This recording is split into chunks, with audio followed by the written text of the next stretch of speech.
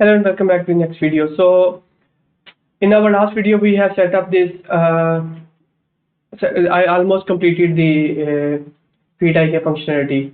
So if we have reached to this point that our feeds are properly adopting the terrain, and we have also covered how the offset works, how we need to calculate the offset to each additive pose, and why is it important for the feed IK. So now you can see that we have this strange popping happens when we are running on this plane. This is happening because we have this property in our leg IK node, which is soft percent length. I have set this property to dynamic, like when we are idle, set the property to 1. When we are moving, set the property to 0.9. So you can modify the property as however you want. So let's say if I set the property to 0.9, and now if I hit play, you will notice that we don't have any snapping, like the snapping is no more, and our animation is properly adopting the terrain, and also the feet are properly touching the ground as well.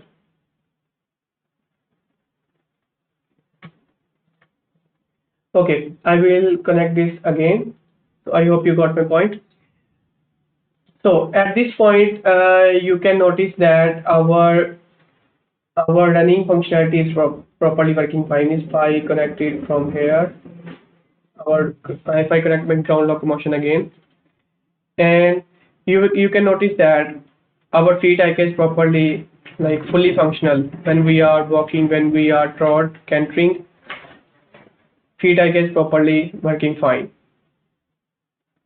But when we are standing idle, the same IK solution might not affect. Like for me, I don't like this solution when we are standing IK, standing on a plane surface. See, our feet are like legs are completely destroyed when we are standing idle. Or another thing you can imagine is, if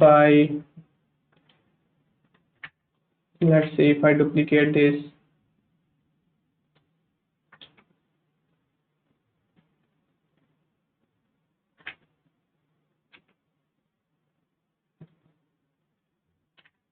and move this surface over here, you can notice that even though we are not standing uh,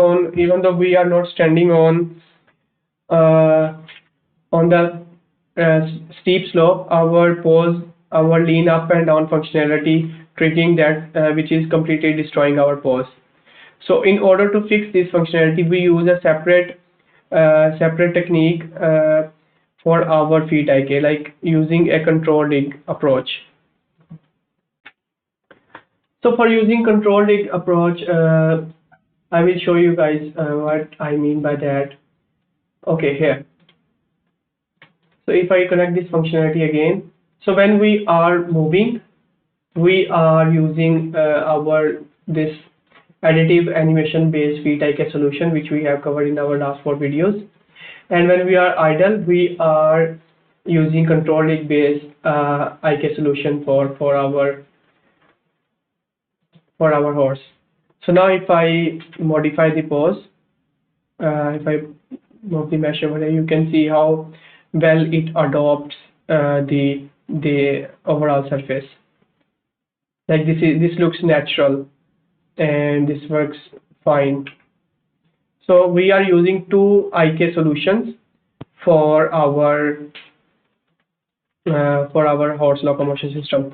One is for control dig base, which we will use for when we are in idle, and the remaining one, obviously, when we are moving, we are using the additive animation based solution. And that additive animation based solution, like, I really like that idea, because it gave us fully control, like a designer friendly control. How do we want to look the poses, like when we are moving up and down, what and how we want to modify the animations. so it is like pure designer friendly how they want. So let's just cover the control rig base our IK solution approach, and hopefully this will be the last video of this horse IK locomotion system. So this is my control rig horse IK, and it is like pretty simple, I would say. First of all, I have created temporary bones, like 4 new temporary bones, which we need to like trace against. 2 for our forward legs, 2 for our backward legs. So you can create the obviously create a new bone using this menu here, and I am calling this temp R hand, temp L hand, R foot, and L foot. And on begin play, you can say pre-forward solve. We are setting the temporary bones to their proper locations. Like temp R hand bone should go to the R hand bone. Similarly, left hand and right hand, and spine bone as well. And after that, I am tracing against my each feet. This is the trace function. Like it is the same functionality which we have already covered, but in a control rig, graph. So you can obviously pause the video and copy this functionality, and obviously you can get the project file from a pattern page. So this we are tracing against each our feet, and we are promoting the result to a offset. This is our right hand offset, left hand offset, left foot offset, and right foot offset. Same functionality we are using. Trace for foot function. See? And next thing is we are based on this information, like if we are finding the minimum amount of our left foot trace and right foot trace. So we only want to move the mesh in a Z down axis. So we are I am getting the left foot offset, right foot offset, getting the minimum, and minimum, if I show it over here,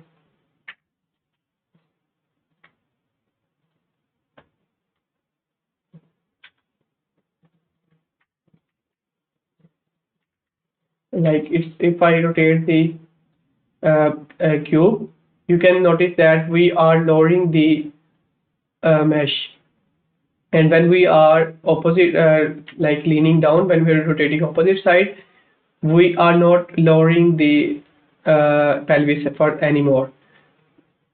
We are only we only lower the pelvis when we are in lean up pose, like so, in this pose, but we don't want at this pose. So this is the functionality for lowering our pelvis. And when we are like, let's say from this point, when we are rotating the cube in a negative axis, we are lowering the spine down. In positive rotation, we are lowering the pelvis down, like the overall body to down. And when we are lowering in negative, like rotating in negative, we are standing on this kind of slope, like lean down slope. We are lowering our spine down in Z axis. So this is our full body IK. And first thing is root bone is our pelvis, and then we are modifying our pelvis here. We are modifying the pelvis. Here you can see we are set transform bone of our pelvis. We are modifying the pelvis, and over here set transform. So this is our pelvis, and that we have spine. So if we are rotating in lean down side, which I have explained a moment, like in the like which I explained earlier, we are lowering the spine down, like getting the existing spine value from temporary spine bone. X and Y will be the same, and Z axis we are lowering that feet are offset, hand are offset and hand are offset, finding the minimum and uh, subtracting it from our existing Z height. So these are our two bones, two modification in Z axis. And after that, we are modifying our each feet. We have hand R offset, hand L offset, foot L and foot R, and we have added the bones in full body IK node right hand. We are only modifying the Z axis. X and Y will be the same, and we are only adding our hand R offset, hand L offset, fit L offset, fit R offset into Z axis. So like this is pretty self-explanatory. You can obviously pause the video and copy paste the exact same functionality to your control graph, or you can download the project files from my Patreon page to get hands on this control graph. And after that, I have set up the bone settings for my uh, feet so that it doesn't go in other like opposite directions. If I can show you over here, this is the setting for my spine bone, spine 1 bone, spine 2, R clavicle,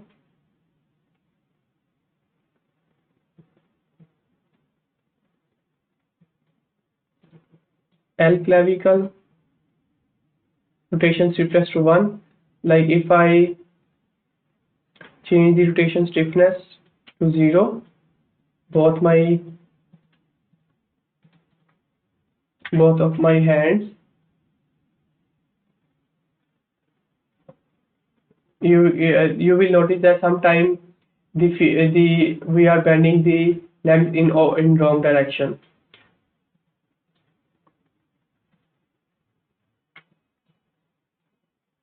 So these are my settings for clavicles. These are setting for forearm, left forearm, and thigh.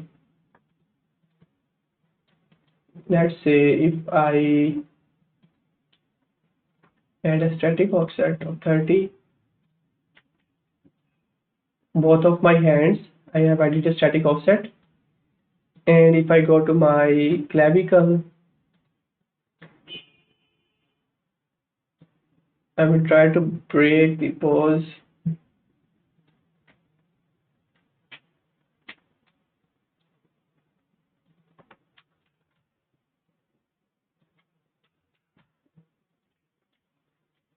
But anyways, you got the idea that we need to set up the we need to properly apply the settings to each bone.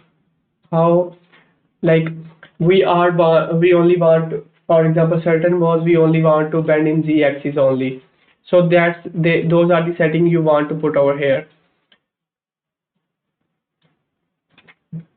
For example, if I go to my skeleton, and for forearm setting, like we only want to forearm to affect in Z axis like this. We don't want to rotate in opposite side. So these are the settings we need to put inside our full body IK node. Forearm, you can see I have only enabled in positive axis, and when the negative axis is properly ignored. So I can only rotate my arm in this side, like positive side, not negative. So these are the settings which I have put inside control graph, full body IK. And obviously you can pause the video, duplicate or copy paste the same functionalities to your own control graph. So I hope you guys like this video. I have tried my best to keep these videos short and self-explanatory. Like you don't need to wait, or you don't have to watch longer videos like 60 or minutes long video just to get idea of how things work. So I have tried my best, and I have explained everything which I have set up in the project related to advanced IK solution for horse. And you can use the same functionality for like a dog IK solution, for deer, or any quad up IK solution. You just need to set up the additive poses and getting the offsets and applying that offset to the animation to move the feet. And obviously, if you want to get the project files of my full locomotion system, which contains the locomotion advanced IK solution, are available on my Patreon page. And project files only contains the functionality. It doesn't contain the mesh, the horse mesh, or and the animations, because I have no rights to share the files publicly. Because you can purchase this asset from marketplace. It's HorseAnimset Pro. And so yeah, I hope you guys like this video, and I will see you in the next one. Bye.